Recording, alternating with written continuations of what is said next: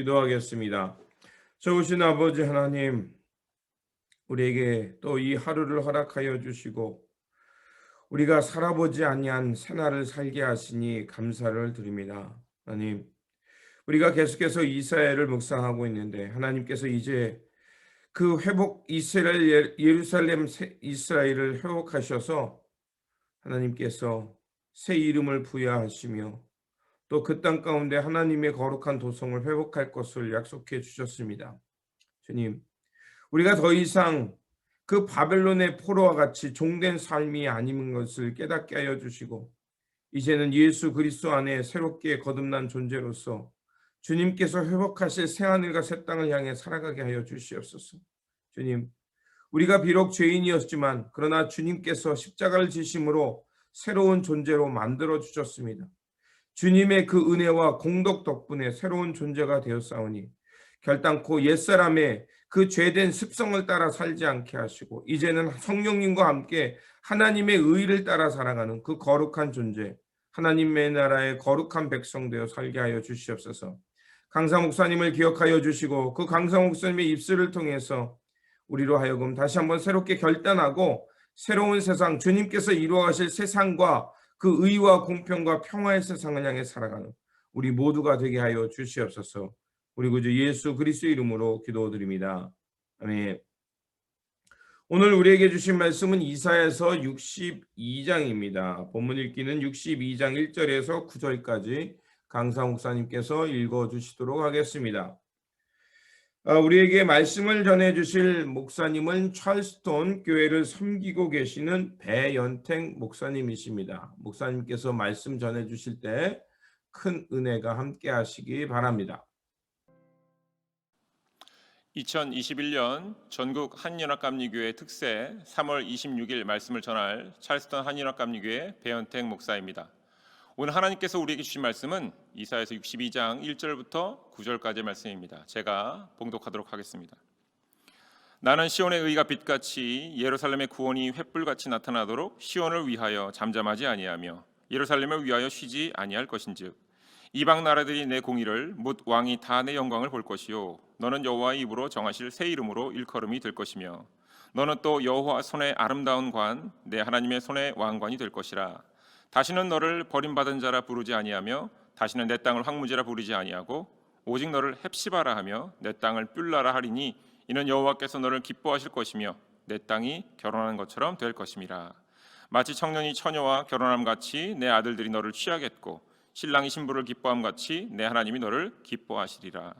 예루살렘이여 내가 너의 성벽 위에 파수꾼을 세우고 그들로 하여금 주야로 계속 잠잠하지 않게 하였느니라. 너희 여호와로 기억하시게 하는 자들아 너희는 쉬지 말며 또 여호와께서 예루살렘을 세워 세상에서 찬송을 받게 하시기까지 그로 쉬지 못하시게 하라.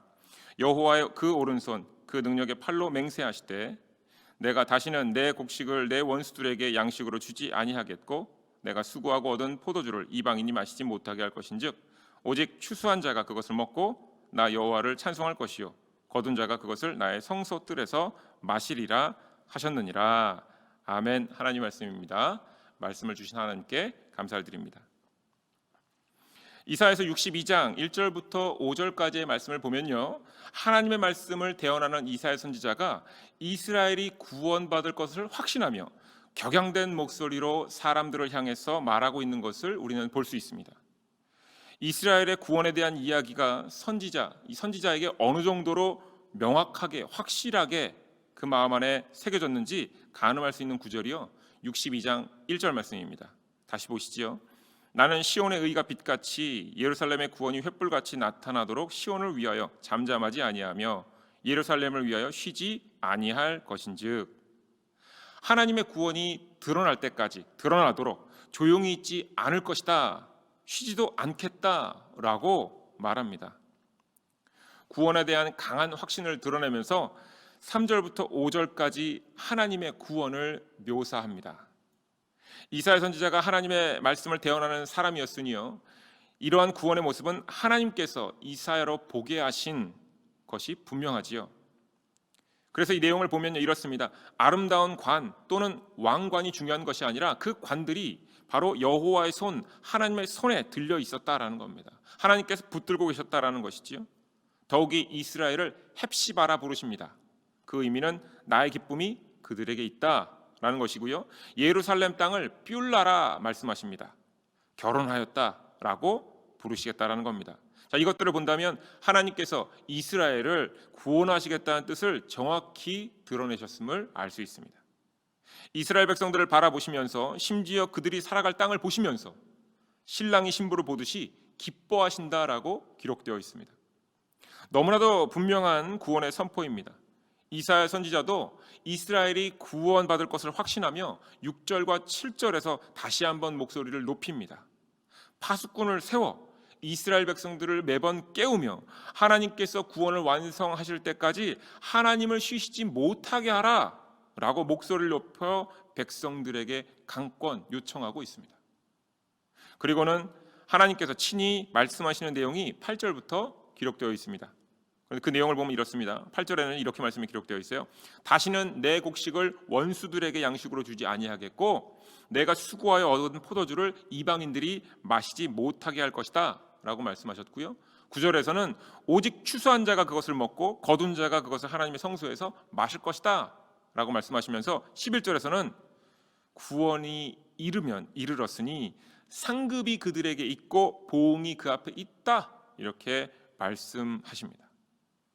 자, 구원의 모습을 종합해 보면요, 여호와 하나님께서 이스라엘 백성들을 그들을 손에 붙잡으시며 백성된 권세를 회복시키시겠다라는 말씀입니다.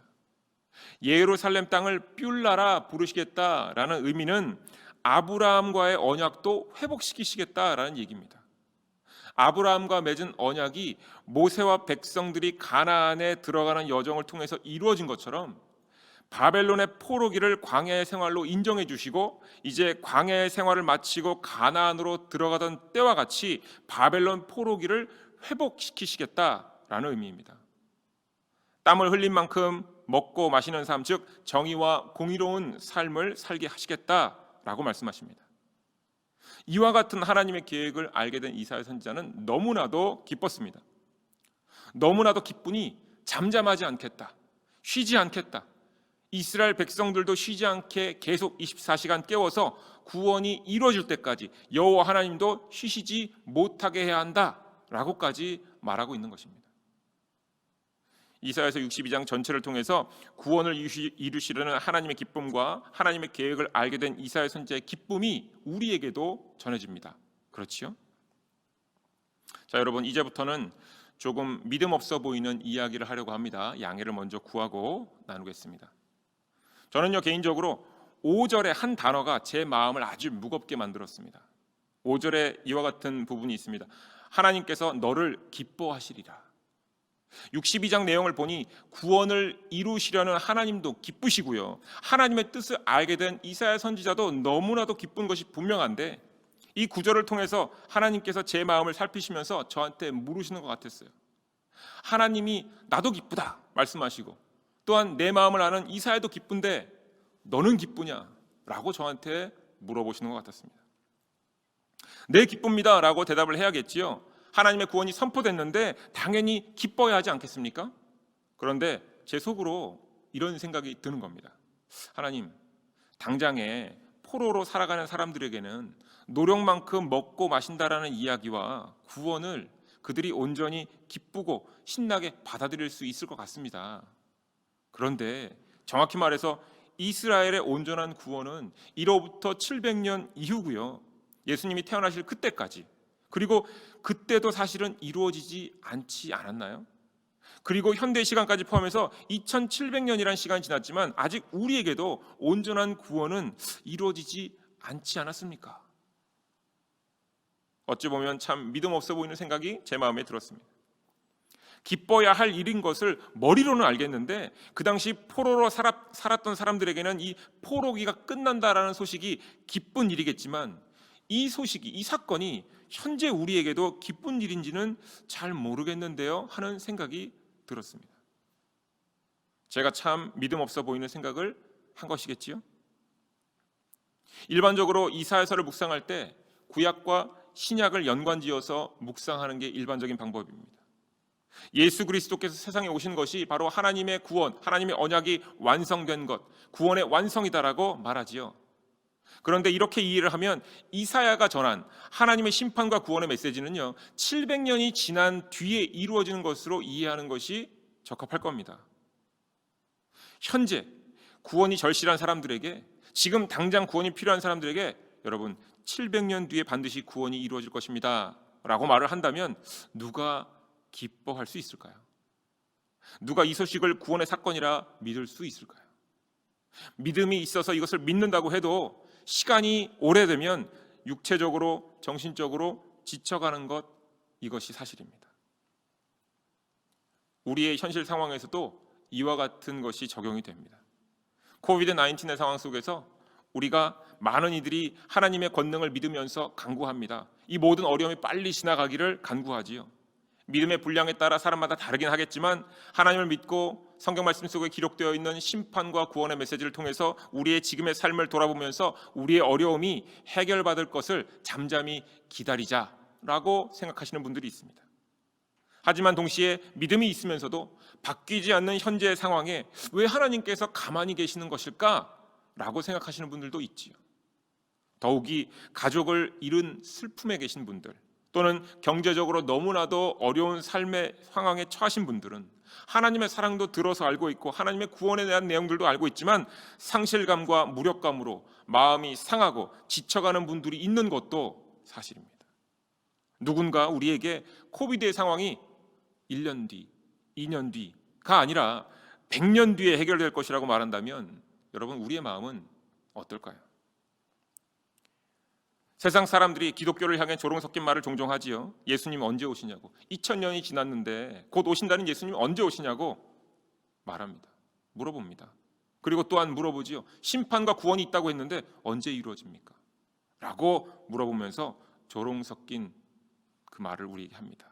자, 이런 말에 우리는 어떻게 대응하고 있습니까? 여러분, 믿지 않는 사람들의 이야기만이 아닙니다. 믿음을 얻었다라고 하는 사람들에게도 종종 이런 의구심이 찾아올 때가 있다라는 겁니다. 하나님께서 기뻐하시고요, 이사야 선지자도 기뻐서 지금 격앙되는 내용인데 말씀 속에 이 기뻐하시리라는 단어가 제게는 기쁘게 느껴지지 않아서 말씀을 앞에 두고는 이 단어를 계속 묵상할 수밖에 없었습니다. 내가 지금 뭔가 문제가 있구나. 그러다가 이 단어의 뜻을 새롭게 발견했습니다. 성경 말씀에 기록되어 있는 이 히브리 단어 기뻐하다라는 단어는 하페이스입니다. 하페이스라는 이 단어는 구약에서만 71번 정도 나오는데요, 이 단어에 포함된 기본적인 뉘앙스가 있어요.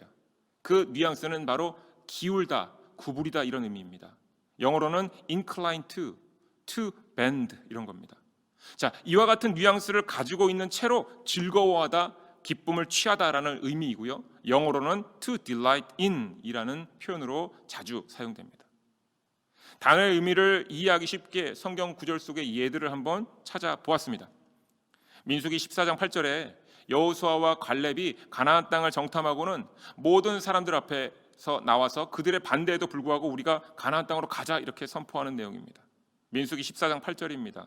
여호와께서 우리를 기뻐하시면 우리를 그 땅으로 인도하여 들이시고 그 땅을 우리에게 주시리라. 이는 과연 젖과 꿀이 흐르는 땅이니라. 여호와께서 여호수아와 갈렙 쪽으로 결정하여 몸을 기울이시고 몸을 숙이셔서 굽히신 모습으로 여호수아와 갈렙의 결정을 기뻐하신다라는 의미입니다. 보다 정확히 얘기를 하자면 여호와 하나님의 뜻 쪽으로 여호수아와 갈렙이 방향을 잡은 것이지요. 이미 하나님의 뜻은 정해져 있었고 그것을 발견한 이들이 그 뜻을 발견하고 와서 기쁨으로 얘기하는 겁니다. 그러면서 이렇게 얘기해요. 여호와께서 우리를 기뻐하시면. 본인들은 모르지요. 하나님께서 이미 뜻을 정하셨고 그리고 또한 본인들이 하나님의 뜻에 참여한 것을. 그렇지만 이렇게 표현하고 있는 겁니다. 기뻐하시면, 하나님 쪽으로 몸을 기울이면, 숙이면 이런 겁니다. 사무엘상 2장 25절입니다. 엘리 제사장이 죄를 범하고 있는 두 아들에게 권고를 하나 이 두 아들이 아버지의 말씀을 듣지 않는 상황이지요. 사무엘상 2장 25절의 말씀입니다. 후반부에 그들이 자기 아버지의 말을 듣지 아니하였으니 이는 여호와께서 그들을 죽이기로 뜻하셨습니다. 여호와께서 그들을 죽이기로 뜻하셨다, 이 뜻하셨다, 결정하셨다라는 의미가 하페이스입니다. 기뻐하다, 즐거워하다라는 의미로 사용되지 않았습니다. 그런데 같은 단어예요. 즉 하나님께서 하나님 쪽으로 마음을 기울인 것이 아니라 죄 쪽으로 마음이 기울어진 사람들을 이미 심판하기로 전하셨다라는 겁니다. 심지어 이 구절은 이렇게까지 확대 해석이 가능합니다. 여호와께서 그들을 죽이는 당신의 뜻을 기뻐하셨다라고까지 이해가 가능합니다. 또 다른 본문입니다. 이사야서 58장 2절에는 이 단어가 2번 사용됩니다. 그들이 날마다 나를 찾아 나의 길 알기를 즐거워함이 마치 공의를 행하며 그의 하나님 규례를 저버리지 아니하는 나라 같아서 의로운 판단을 내게 구하며 하나님과 가까이 하기를 즐거워하는도다. 날마다 하나님을 찾고요, 하나님의 길을 알려고 마음을 기울였다라는 거예요. 이것이 즐거웠다라는 것이고요, 또한 의로운 판단을 하나님께 구하며 하나님께 가까이 하려는 그 마음, 하나님께 가까이 하려고 마음을 기울이며 그들이 즐거웠다라는 겁니다. 단어에 대한 감이 좀 오시지요? 자, 마지막으로 이사야서 65장 12절입니다. 내가 너희를 칼에 붙일 것인즉 다 굽풀이고 죽임을 당하리니 이는 내가 불러도 너희가 대답하지 아니하며 내가 말하여도 듣지 아니하고 나의 눈에 악을 행하였으며 내가 즐겨하지 아니하는 일을 택하였습니다. 하나님 눈에 악을 행하였으며 하나님께로 마음을 기울이지 않았다라는 겁니다. 이것이 즐겁지 않았다. 그래서 그들을 칼에 붙이셨다라는 하나님의 말씀입니다. 기뻐하다, have faith라는 단어를 정리해보면 이렇습니다. 하나님께서 이스라엘 백성들의 얼굴을 보니 기분이 좋아졌다, 그때 사용하는 단어가 아니라는 거지요. 이모셔널리, 감정적으로 뭔가 좋아졌다는 의미 아닙니다. 사무엘상 2장 25절의 말씀으로 하나님의 뜻을 정하신 것도 have faith임을 기억한다면 백성들을 구하시기로 결정한 것, 뜻을 정하신 것, 바로 그 자체가 기쁜 일입니다. 하나님의 뜻 자체가 기쁜 일이 됩니다. 이사야 선지자가 구원을 확신하며 마음이 기쁜 이유도요, 하나님의 뜻과 그 방향성을 본인이 확인했기 때문입니다. 또한 자신의 마음도 하나님 뜻 쪽으로 기울어졌기 때문에 이스라엘 백성에게도 하나님 쪽, 하나님의 뜻이 세워진 방향으로 나오라고 요청하는 겁니다. 이사야 선지자가 쉬지 않고 구원을 선포하겠다고 고백한 이유도, 그리고 백성들을 깨워서 구원이 이루어질 때까지 하나님을 쉬시지 못하게 하라고 권한 이유도 여기 있습니다. 하나님의 뜻을 바꾸시면 안 되니까 하나님 뜻 쪽으로 빨리 와서 계속 하나님께서 그 뜻으로 우리를 구원해 주시길 기다리라, 이런 얘기죠. 하나님께서 구원하실 것이니 기뻐하라라는 결과론적인 선포가 아니라 하나님의 뜻이 세워진 것이 그 자체로 기쁘니 하나님의 뜻에 지금 동참하라라고 말한 겁니다. 자, 여기서 우리가 명확하게 정의하고 넘어가야 할 주제가 바로 등장합니다. 구원입니다. 구원은 삶의 다양한 문제들이 해결받는 것을 말하지 않습니다. 구원은 어려운 일의 해결 정도가 아니라 육신의 아픔이 사라지는 것 정도를 이야기하지 않습니다. 구원은요, 죄로부터의 자유이며 죄의 싹신 사망으로부터 영생으로 가는 문제입니다. 즉 예수님께서 이 땅에 구원자로 오신 것도 바로 이 때문이지요. 그래서 구원은 바로 나와 하나님과의 개인적인 관계의 문제가 됩니다.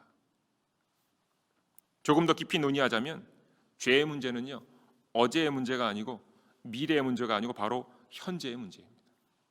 어제 죄를 고백한 사람이 용서를 받았다 한들 중요한 것은 현재의 죄의 문제를 해결해야 된다는 겁니다.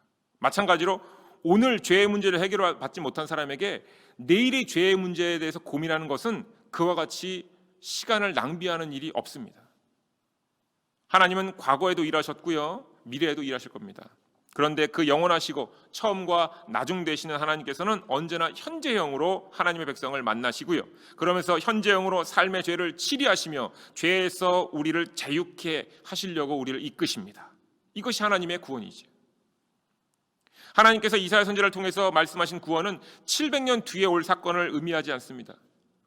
그 사건만 의미하지 않습니다. 더욱이 그 당시부터 현재까지 2700년 뒤에 이루어질 구원만을 의미하지도 않습니다. 이사야서 62장에서 바벨론의 포로기를 지나는 백성들에게 기쁘다라는 단어, have faith라는 단어를 사용하셔서 그들에게 물으시는 겁니다. 나 여호와는 너희의 죄를 사해 주려고 뜻을 세웠고 이것으로 말미암아 기쁜데 너희는 기쁘냐, 이렇게 물어보시는 겁니다. 나 여호와는 너희를 향해 몸과 마음을 기울여서 너희를 끌어안으려고 하는데 너희들은 나에게로 지금 몸과 마음을 기울여서 구원에 참여하고 있느냐라고 물어보시는 겁니다. 만약 백성들이 8절과 11절의 말씀을 듣고서 노력한 대가로 거둔 대로 마시고 노력한 대가로 먹고 지난 어려움에 대한 보상을 받는 것을 구원이라고 여겼다면 아직도 그들은 여호와 하나님의 구원, 기쁨에 몸과 마음이 기울어지지 않은 상태입니다. 분명 또 다른 어려움이 찾아오면 이렇게 얘기할 겁니까? 왜 또 고난 주십니까? 이렇게 얘기할 겁니다. 먹고 사는 문제가 해결되는 것이 구원이라고 여긴다면 그 문제가 해결된 뒤에 또 다른 어려움이 찾아오면 또 물어보겠지요. 예수님에 의해서 하나님의 구원은 명확하게 현재형으로 드러나고 완성됩니다. 마태복음 9장 13절입니다. 너희는 가서 내가 긍휼을 원하고 제사를 원하지 않노라 하신 뜻이 무엇인지 배우라. 나는 의인을 부르러 온 것이 아니요 죄인을 부르러 왔노라 하시니라. 스스로가 죄인임을 고백해야만 예수님의 부르심을 들을 수 있습니다. 즉 하나님의 구원이 선포되었을 때 스스로가 죄를 고백하지 않으면 구원의 선포가 즐겁지 않았을 겁니다. 이사야 선지자가 하나님의 구원을 선포하며 즐거워했던 이유는요, 구원의 의미를 그가 깨달았고 하나님의 심판을 통해 더 깊이 구원을 이해했기 때문입니다. 이사야서 6장 5절에 여호와 하나님을 대면하는 자리에서 이사야 선지자가 이렇게 고백합니다. 나는 망하게 되었도다. 나의 입술이 부정한 사람이요 나는 입술이 부정한 백성 중에 거주하면서 만군의 여호와이신 왕을 배웠습니다. 자, 이 고백은 예수님을 만난 베드로의 고백과도 유사합니다.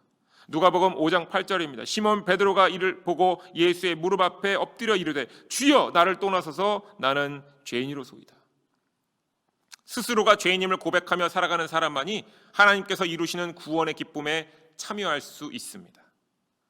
잠시라도 스스로가 죄인임을 잊으면요, 삶의 일들 앞에서 이런 질문이 쉽게 다시 나올 거예요.